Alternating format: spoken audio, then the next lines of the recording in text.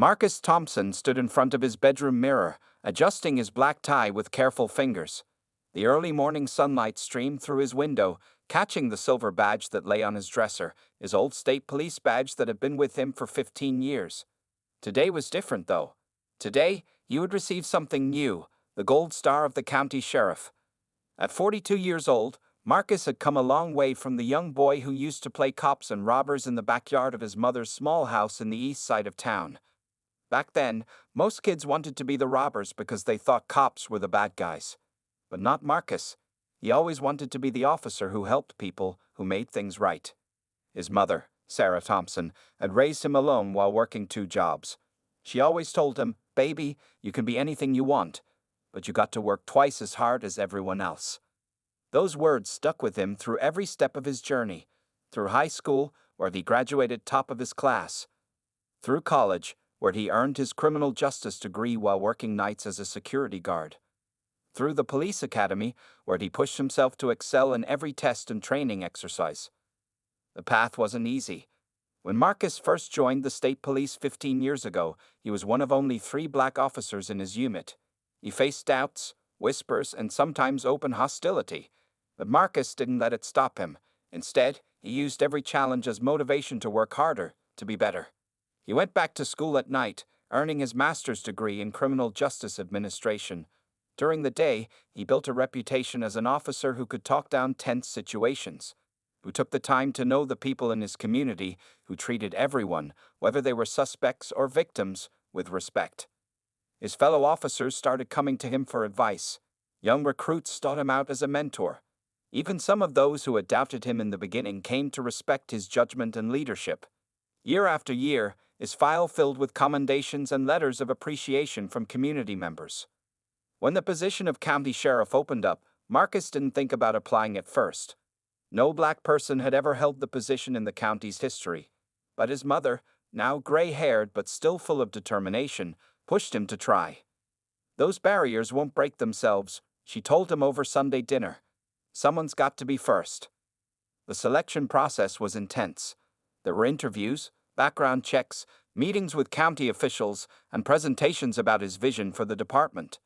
Marcus spoke about community policing, about building trust, about making the department reflect the diversity of the community it served. He laid out detailed plans for training reforms and community engagement programs. When the call came announcing his selection, Marcus was in his garden, tending to his mother's favorite roses that he had planted in his backyard. The county commissioner's words were formal, but clear. "Mr. Thompson, we would be honored if you would accept the position of county sheriff." That evening, as Marcus shared the news with his mother over dinner, she cried tears of joy. But she also worried. "Baby, you're going to face challenges you've never faced before," she said, holding his hand across the table. "Leadership is a whole different game." Marcus knew she was right, which was why he made an unusual request to the county commissioner. He wanted to delay the public announcement of his appointment for 2 weeks. He explained that he needed to understand the department from the ground up before taking command. He wanted to see how officers interacted with the community when they didn't know their new boss was watching. The commissioner agreed, though he seemed puzzled by the request. The paperwork was processed quietly, and Marcus received his new sheriff's identification and credentials without fanfare. Only a handful of top county officials knew about the appointment. As Marcus finished knotting his tie that morning, he looked at his reflection one last time. He didn't put on his new sheriff's badge or any sign of his new position. Instead, he dressed in plain clothes, ready to spend the next 2 weeks observing his department in action. He had no way of knowing that this decision would lead to one of the most challenging and important experiences of his career. His mother's words echoed in his mind as he headed out the door. "Baby, sometimes the best way to lead is to first understand what needs to be changed." She was right, as always, but neither of them could have predicted just how soon, and in what way, that understanding would come. The summer sun hung like a burning coin in the cloudless sky as Marcus Thompson drove his black Honda Civic through Oak Ridge, one of the county's most affluent neighborhoods. His car's dashboard thermometer read 95 degrees, and the air conditioning worked overtime to keep the interior cool. It was just past 2 p.m., and Marcus was doing exactly what he planned, observing his new jurisdiction from a civilian's perspective. Oak Ridge was known for its large houses with perfectly trimmed lawns and its predominantly white population. As Marcus drove slowly down Maple Street, he noticed several residents doing double takes at his presence. An elderly woman even stopped watering her flowers to watch him pass by. Marcus had expected this. It was one of the reasons he chose to start his observations here. He dressed casually that day in a blue polo shirt and khaki pants. His new sheriff's credentials were in his wallet, tucked away in his back pocket. The only other law enforcement item he carried was his licensed personal firearm, secured properly in its holster. Everything else about him looked like any other civilian going about their day. The sound of a police siren chirping behind him caught his attention. Marcus checked his speedometer. He was doing exactly 25 miles per hour in a 25 zone. A quick glance in his rearview mirror showed a county patrol car, one of his new department's vehicles, flashing its lights. Marcus felt a familiar tension in his shoulders, the same tension he felt countless times before becoming an officer himself. Following standard procedure, Marcus turned on his right blinker and slowly pulled over to the curb. He positioned his hands at 10 and 2 on the steering wheel, just as he taught countless citizens to do during his community outreach programs. Through his side mirror, he watched two officers emerge from the patrol car. The summer heat created wavering mirages on the asphalt as deputies Johnson and Rodriguez approached his vehicle. Johnson was a stocky white officer with close-cropped blonde hair, probably in his early 30s. Rodriguez, slightly younger, followed on the passenger side, his hand resting casually near his holster. Marcus knew their names not from the interaction, but from his preparation for taking over the department. He had studied the personnel files of all his future officers. Johnson had 3 complaints of excessive force that had been dismissed. Rodriguez was relatively new, only 2 years on the force. License and registration, Johnson demanded, not even bothering with the customary greeting. His tone carried an edge that Marcus recognized all too well, the voice of an officer who had already decided there was a problem. "Good afternoon, officer," Marcus replied calmly, keeping his hands visible on the wheel. "May I ask why I've been pulled over?" Johnson's face tightened. "We've had reports of suspicious activity in the neighborhood. License and registration now." Marcus noted the lack of specifics about the suspicious activity. He also noticed how Rodriguez had moved closer to the car, his right hand still hovering near his weapon. As a law enforcement officer himself, Marcus knew there had been no such reports. This was what was commonly known as a pretextual stop. "I understand," Marcus said, maintaining his professional tone. "I'm going to reach for my wallet in my back pocket, okay?" The summer cicadas buzzed loudly in the trees above them as tension filled the air. A jogger on the opposite sidewalk slowed down to watch the scene unfold. The woman who had been watering her flowers earlier was now standing completely still, her garden hose creating a puddle at her feet. "Slowly," Johnson commanded, his hand also moving to rest on his holster. Marcus began to reach back with deliberate slowness. In his wallet were both his driver's license and his new sheriff's credentials. He could have revealed his position immediately, but his instincts told him to wait. This was exactly the kind of interaction he needed to observe. How his officers conducted themselves when they thought no one was watching. What happened next would prove to be a turning point not just for Marcus's first days as sheriff, but for the entire department. As his fingers touched his wallet, he had no way of knowing that this routine traffic stop would escalate into a situation that would make headlines across the county and become a catalyst for major changes in police procedure. The heat continued to beat down on the scene, the temperature rising with each passing moment, much like the tension that was about to boil over on this quiet suburban street. As Marcus's fingers touched his wallet, Deputy Johnson's voice cut through the humid air like a knife. "Keep your hands where I can see them." The sudden change in tone made Marcus freeze, his hand still hovering near his pocket. "Officer," Marcus said calmly, drawing from his 15 years of experience in law enforcement, "I'm reaching for my ID, just as you requested."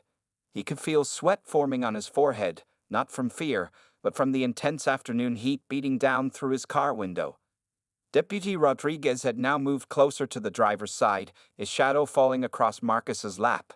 The young officer's face showed a mix of nervousness and attempted authority, a dangerous combination that Marcus had seen lead to trouble many times before. "Sir, exit the vehicle," Johnson commanded, his hand now fully resting on his holstered weapon. The order came with no explanation, no justification. Marcus noticed how the deputy's thumb had unsnapped the holster's safety strap, a detail that wouldn't mean much to a civilian but spoke volumes to his trained eye. Marcus knew he was at a crossroads. As the incoming sheriff, he could reveal his identity right now and end this situation. But as an experienced law enforcement officer, he also knew this was a crucial moment to understand how his deputies treated civilians when they thought no one was watching. "May I ask why I need to exit the vehicle?" Marcus kept his voice steady and professional. "I haven't committed any traffic violations, and you haven't specified what suspicious activity I'm suspected of." Johnson's face reddened. The question seemed to offend him, as if the mere act of asking for clarification was a challenge to his authority. "Step out of the car now, or we will remove you." A small crowd had begun to gather. An elderly man walking his dog had stopped on the corner. Two teenagers on bikes were watching from across the street, phones raised to record the scene. A woman in a business suit had paused while collecting her mail, keys dangling forgotten in her hand. Marcus slowly opened his door, movements deliberate and careful. The heat hit him like a wall as he stepped out onto the scorching asphalt. He stood a full head taller than both officers, but kept his posture non-threatening, hands raised slightly at chest level. "Officers, I want to cooperate fully," Marcus said, making eye contact with each deputy. "But I also have the right to understand why I'm being asked to exit my vehicle during a routine traffic stop." "Turn around and place your hands on the vehicle," Rodriguez spoke for the first time, his voice carrying a slight tremor that betrayed his inexperience. "I have identification that I believe you should see." Marcus tried once more, thinking of the sheriff's credentials in his wallet that would end this immediately. But Johnson was already moving behind him. "You had your chance to show ID," Johnson snapped, roughly grabbing Marcus's wrist. "Now we do this the hard way." The handcuffs came out with a metallic click that seemed to echo down the quiet suburban street. Marcus felt the cool metal against his wrists, a sensation he'd never experienced from this side of the law. The irony wasn't lost on him. His first experience as sheriff was being handcuffed by his own deputies. The gathered crowd had grown larger. Some people were whispering, others openly recording with their phones. Marcus could hear fragments of their conversations. "Again? In this neighborhood? Someone should call the station." As the handcuffs tightened, Marcus caught sight of his reflection in his car window. He saw what the officers saw, a black man in an affluent neighborhood, now in handcuffs. What they didn't see was their incoming boss, the man who would soon be responsible for changing the very culture that led to moments like this. "The car's clear," Rodriguez called out after a quick look through the windows, "but there's a holster on his hip." Johnson's grip tightened instantly. "Armed suspect," he called out, unnecessarily loud given the quiet street. The words hung in the air like the summer heat, changing the entire atmosphere of the scene. What had started as a questionable traffic stop was about to become something much more serious. The cicadas continued their relentless chorus in the trees above, providing a soundtrack to what was quickly becoming the most important traffic stop in the county's recent history, though none of the participants yet knew just how important it would prove to be. The back of the patrol car felt like an oven. Marcus Thompson sat with his hands cuffed behind him, watching through the window as deputies Johnson and Rodriguez began searching his vehicle. The car's air conditioning was off, and the afternoon sun turned the enclosed space into a suffocating box of metal and glass. Sweat rolled down Marcus's face as the temperature continued to climb. He knew from his years of police experience that leaving someone in a locked car in this heat was dangerous, potentially lethal. The dashboard thermometer in the patrol car read 97 degrees, but inside the enclosed space, it felt much hotter. "Officers," Marcus called out through the closed windows, "the heat in here is becoming dangerous." His voice was steady, but concern edged his words. He could feel his shirt becoming soaked with sweat, his breathing becoming more labored in the stifling air. Neither officer acknowledged him. Instead, they methodically went through his car, pulling out papers from the glove compartment and rifling through a gym bag in the back seat. Marcus's wallet, which contained both his driver's license and his sheriff's credentials, sat untouched on the front seat where it had fallen during the arrest. The gathered crowd had grown larger, with more neighbors emerging from their homes to watch the scene unfold. Several had their phones out, recording everything. An older black couple stood on their porch across the street, shaking their heads in a way that suggested they'd seen this too many times before. Inside the patrol car, Marcus could feel his white polo shirt sticking to his skin. The handcuffs made it impossible to wipe the sweat from his face or to shift into a more comfortable position. The heat was becoming unbearable, and his law enforcement training told him he was approaching dangerous territory. "My wallet on the front seat has my ID." Marcus called out again, louder this time. "You need to check it immediately." He knew the symptoms of heat exhaustion: dizziness, rapid heartbeat, heavy sweating. He was beginning to experience all three. A young woman from the crowd stepped forward, her phone still recording. "They can't leave him in there like that," she shouted. "It's too hot." Several others joined in, their voices rising in protest. Deputy Rodriguez glanced nervously at the growing crowd, then at Johnson, who was still focused on searching Marcus's car.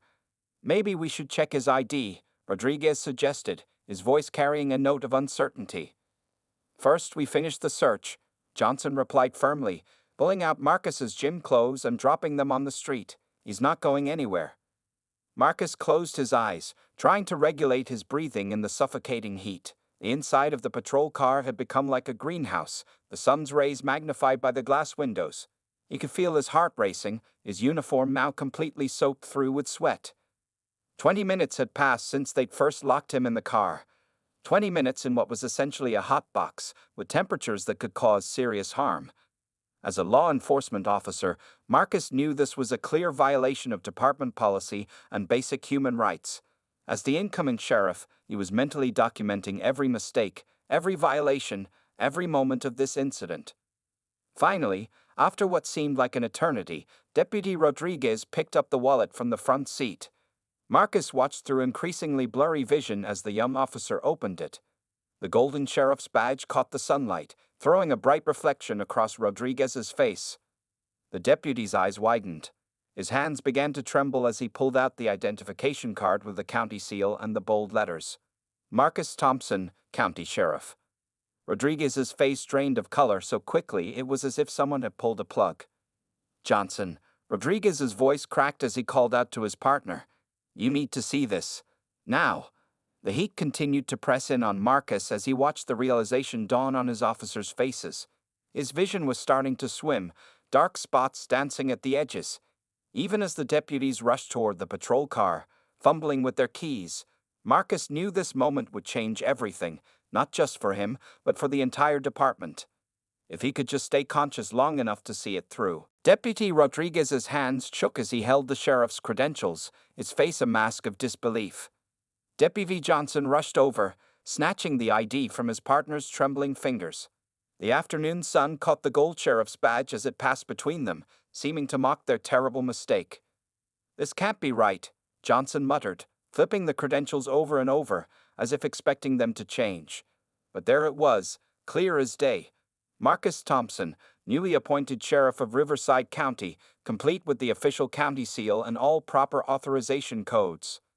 Meanwhile, Marcus sat slumped in the back of the patrol car, his consciousness fading in and out from the extreme heat. The temperature inside had climbed to dangerous levels, and his polo shirt was completely soaked through with sweat. His law enforcement training told him he was experiencing severe heat exhaustion, possibly approaching heat stroke. The crowd of onlookers had grown even larger. Many were still recording with their phones, capturing every moment of what was quickly becoming a major incident. The young woman who had spoken up earlier was now on her phone, apparently calling 911 about the situation. "Get him out! Get him out now!" Rodriguez's voice cracked with panic as he fumbled with the keys to the patrol car. Johnson stood frozen, still staring at the credentials as if they were a snake about to strike. The reality of what they had done, locking their new boss in a hot car while conducting an illegal search, was beginning to sink in. When the door finally opened, the heat that rushed out was like a blast from an oven. Marcus slumped sideways, barely conscious. His skin was hot to the touch, and his breathing was rapid and shallow. Someone from the crowd, a nurse who lived nearby, rushed forward to help. "He needs medical attention immediately," the nurse said, checking Marcus's pulse. "His heart rate is dangerously high." She turned to the officers, her voice sharp with anger. "How long was he in there?" Rodriguez looked at his watch, then quickly looked away, shame written across his face. 25 minutes, he admitted quietly. The sound of approaching sirens filled the air, both ambulance and additional police units responding to calls from concerned citizens. Johnson had finally snapped out of his shocked state and was frantically radioing dispatch, trying to explain the situation without actually explaining it. As paramedics rushed to the scene, Marcus began to regain fuller consciousness. The cool air from a portable fan the nurse had brought was helping, and someone had provided bottled water. Even in his weakened state, he remained calm and professional, a sharp contrast to his officers' growing panic. "Deputies," Marcus managed to say, his voice hoarse but firm, "we'll discuss this incident in detail once I've received medical clearance." The simple statement carried the full weight of his authority, making both officers stand straighter despite their obvious distress. The crowd had fallen silent, watching as the paramedics worked. The story was already spreading through the neighborhood via texts and phone calls, how 2 deputies had locked their own incoming sheriff in a hot car, not bothering to check his identification before escalating a routine traffic stop into a potentially lethal situation. Several senior officers had arrived on scene, their faces growing pale as they pieced together what had happened. The credentials were passed from hand to hand, each verification confirming the impossible situation. Their new sheriff, who hadn't even been publicly announced yet, had just experienced the very kind of misconduct he would soon be responsible for addressing. As the paramedics helped Marcus onto a stretcher, he caught sight of Deputies Johnson and Rodriguez standing by their patrol car. They looked smaller somehow, their earlier arrogance replaced by the knowledge that they had nearly caused a tragedy through their prejudice and carelessness. The afternoon sun was finally beginning to lose some of its intensity, but the heat of the moment wasn't going anywhere. This incident would have consequences that would ripple through the department for months to come. As Marcus was loaded into the ambulance, he was already thinking about how to turn this near disaster into an opportunity for real change. The question wasn't if there would be consequences, but what kind they would be, and that decision would rest entirely with the man they had just locked in their patrol car. The ambulance hadn't even left the scene when Deputy Johnson pulled Rodriguez aside, behind their patrol car where the crowd couldn't hear them. Their faces were pale, and sweat wasn't just from the heat anymore. The reality of what they'd done was sinking in like a stone in water. "We need to get our story straight," Johnson whispered, running his hands through his short blonde hair for the 5th time in as many minutes. "This is bad, really bad." His usual confidence had vanished, replaced by barely controlled panic. Rodriguez couldn't stop staring at his hands, which hadn't stopped shaking since he'd found the sheriff's ID. "Story straight," he repeated, his voice cracking. "We locked our new boss in a hot car, Johnson.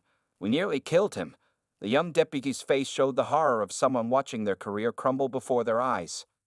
More senior officers were arriving at the scene. Captain Rivera, a veteran of 25 years on the force, was already reviewing the body camera footage from both officers. His face grew darker with each passing moment as he watched the unnecessary escalation, the ignored requests to check ID, and the dangerous decision to leave someone in a hot car. The crowd hadn't dispersed. If anything, it had grown larger. People were sharing videos they'd recorded, and phones buzzed with text messages and social media notifications. The story was spreading through the county like wildfire. 2 deputies had racially profiled and nearly killed their incoming sheriff. "Listen to me?" Johnson grabbed Rodriguez's arm, his voice urgent. "We followed procedure. We had reports of suspicious activity in the area. The subject was uncooperative. But there weren't any reports," Rodriguez interrupted, pulling his arm away. "You know that. I know that. And all these videos show he was completely cooperative." The younger officer looked around at the crowd, at their phones, at the evidence that couldn't be erased. "We can't lie about this." Captain Rivera approached them, his face set in stone. "Both of you, in my car. Now." It wasn't a request. As they walked to his vehicle, they could hear snippets of conversation from the crowd. "Those officers need to be fired." "Could have killed him." "Typical racial profiling." "That's our new sheriff." Inside Rivera's car, the air conditioning was running full blast, a stark contrast to what they'd put Marcus through. The captain sat in silence for a long moment, letting the tension build. Finally, he spoke. "In 30 minutes, Rivera said slowly, every news outlet in the county will know about this. In an hour, it'll be state news. By tonight, National. He turned to face them. So I want you to think very carefully about what you do next. Johnson started to speak, but Rivera cut him off. I've seen the body cam footage. I've seen the civilian videos. There's no explaining this away. You let that sink in. The best thing you can do right now is be honest. Complete honesty. In your reports, in your statements, in everything. Rodriguez nodded immediately, but Johnson wasn't ready to give up. Sir, if we could just explain our perspective. Your perspective? Rivera's voice cut like a knife. Your perspective was caught on camera, Deputy. Every second of it. From the moment you profiled him to the moment you realized you locked your new boss in a car hot enough to kill him. The silence that followed was deafening. Outside, they could see paramedics finishing their treatment of Marcus. Despite their recommendations that he go to the hospital, he had refused to leave the scene. He sat in the back of the ambulance, sipping water and talking quietly with other senior officers. He's staying, Rodriguez said quietly, watching Marcus through the window. Even after what we did to him, he's staying to handle this himself. Johnson finally slumped in his seat, the last of his defiance draining away. They both watched as Marcus stood up, straightened his sweat-soaked shirt, and began walking toward Captain Rivera's car. His face was composed, professional, showing no sign of the anger they feared. He's coming to talk to us, Rodriguez whispered, fear evident in his voice. No, Rivera corrected him. Your new sheriff is coming to show you exactly what real leadership looks like. Marcus Thompson stood beside the ambulance, politely declining the paramedics' continued insistence that he go to the hospital. Though his body was still recovering from the heat, his mind was sharp and focused. He had work to do, important work that couldn't wait. I appreciate your concern, he told the lead paramedic, accepting one last bottle of cold water. But I need to handle this situation now, while everything is fresh. He pulled out his phone, which had been retrieved from his car, and opened the camera app. Walking slowly but steadily, Marcus approached the patrol car where he'd been detained. The crowd parted before him, phones still recording his every move. He carefully photographed the car's interior, paying special attention to the dashboard thermometer which still showed the dangerously high temperature. Officer Chen, he called out to one of the senior officers who had arrived on scene. Please take official temperature ratings of the patrol car's interior and document them. His voice was calm and professional, as if this were any other crime scene he was processing.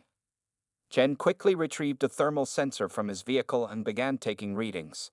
Interior temperature peaked at 108 degrees Fahrenheit, sir, he reported, his face grim.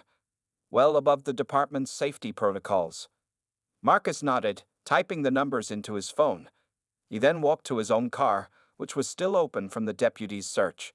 His gym clothes lay scattered on the street, his papers strewn across the seats. Again, he documented everything with his camera. Would anyone who recorded videos of the incident please send them to this email address? He asked the crowd, holding up a business card. Several people stepped forward immediately, including the young woman who had called 911.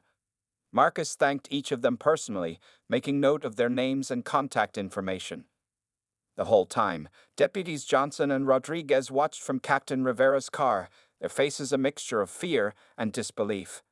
They had expected anger, shouting, immediate threats of termination. Instead, they were watching their new boss methodically build a case with the precision of a veteran investigator. Marcus approached several witnesses, particularly the nurse who had helped him and the elderly couple who had watched the entire incident unfold. He took their statements personally, typing them into his phone with careful attention to detail. Sir, Captain Rivera said, walking up to him, Internal Affairs is on their way. They want to take over the investigation. Marcus looked up from his phone, his expression firm but calm. They're welcome to conduct their investigation, Captain. But I'm conducting my own as well. He gestured to the scene around them. This isn't just about two officers or one incident. This is about systemic issues that need to be addressed. He walked over to where Johnson and Rodriguez still sat in Rivera's car. The deputy stiffened as he approached, but Marcus's face showed no anger, just determined focus. He opened the car door. Deputies, he said, his voice level. I need your badge numbers, your body camera footage, and your incident reports. Then I need you both to go to the station and write detailed statements about everything that happened here today. He paused, making eye contact with each of them. I expect complete honesty. Not what you think I want to hear, but exactly what happened and why.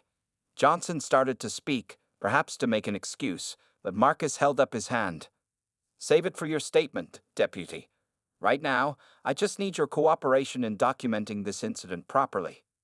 As the deputies provided their information, Marcus's phone buzzed with notifications. Videos of the incident were already spreading across social media. Local news vans were beginning to arrive at the scene, their reporters eager for interviews. But Marcus wasn't interested in media attention or quick headlines. He continued his methodical documentation, building a thorough record that would serve as the foundation for the changes he planned to implement.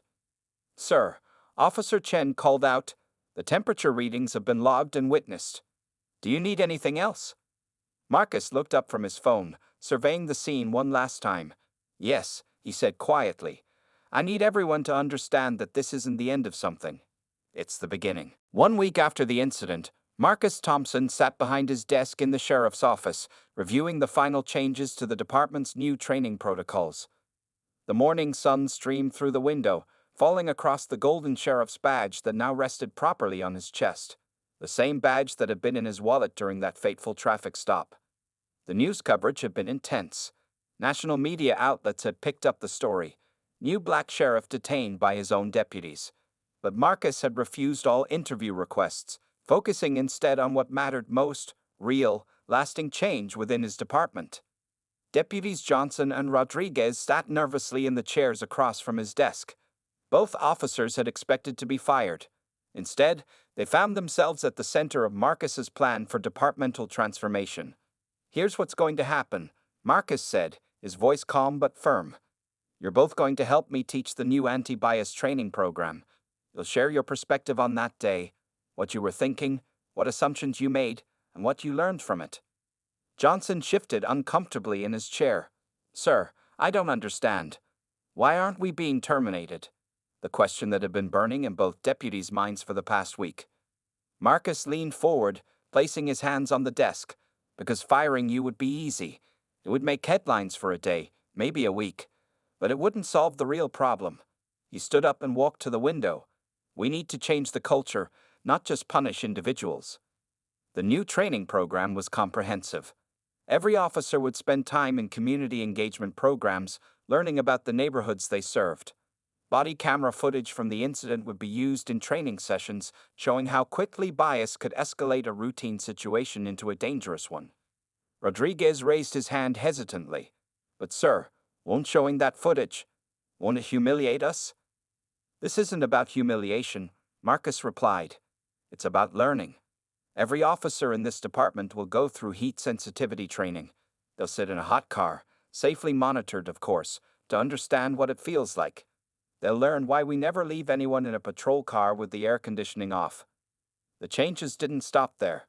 Marcus had implemented new protocols for traffic stops, requiring officers to check identification before any vehicle searches. Regular community feedback sessions were scheduled, where citizens could share their experiences with law enforcement openly and honestly. Both deputies had been suspended without pay for 2 weeks, but more importantly, they were required to work with community outreach programs. Johnson was assigned to mentor youth in the same neighborhoods he had once viewed with suspicion. Rodriguez worked with immigrant communities, using his Spanish language skills to build bridges instead of walls. "The hardest part," Marcus continued, "will be earning back the community's trust. That's why you'll both be walking beats in Oak Ridge, getting to know the people there.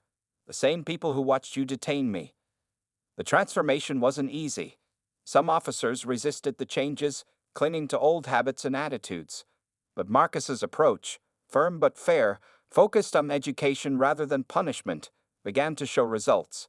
Complaints against officers dropped. Community engagement increased. Other departments started requesting information about their training programs. 6 months after the incident, Marcus sat in his office with Sarah, his mother, sharing a cup of coffee. "You turned a terrible situation into something positive," she said, proud tears in her eyes.